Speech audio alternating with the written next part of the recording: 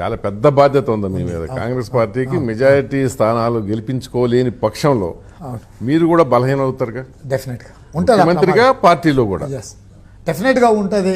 అది అత్యంత కీలకమైన బాధ్యత. దాని మీద దృష్టి పెడుతున్నాం, మాట్లాడుతున్నాం.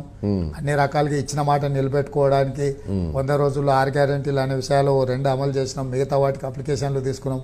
ఇవాళతో వాటి ముగిసినాయి. దాదాపుగా నిన్నటికి 1,02,00,000 అప్లికేషన్లు వచ్చినాయి. ఈ రోజు కూడా 15 లక్షలన్నీ వచ్చి ఉంటాయి. వీటన్నిటిని కూడా అమలు చేయడం కానీ, అంటే నేనేమంటున్నా అంటే ఒక పాజిటివ్ నేరేషన్తో, ఒక పాజిటివ్ వైపుతో ఓటు అడగాలని నేను అనుకుంటున్నా. ఎస్, ఈ పిల్లవాడు చేస్తాడు, ఈ పిల్లవాడు కష్టపడతాడు, ఈ పిల్లవాడికి మనం అవకాశం ఇస్తే ఈ రాష్ట్రానికి మేలు అయ్యిద్ది. పెద్దోళ్ళు ఏమనుకుంటారు, పిల్లగాడు అనుకోకపోతే ఏమనుకోరు కదా. అంతే. సో చిన్నోళ్ళు ఏమనుకుంటారు, మా అన్న రేవంత్ అన్న అనే ఇది ఉంది కదా, వాళ్ళందరికీ ఏదో అన్నయ్య తిప్పలు పడుతున్నాడు, కష్టపడుతున్నాడు, మన అందరం ఉండాలి అనే భావన కలిగిన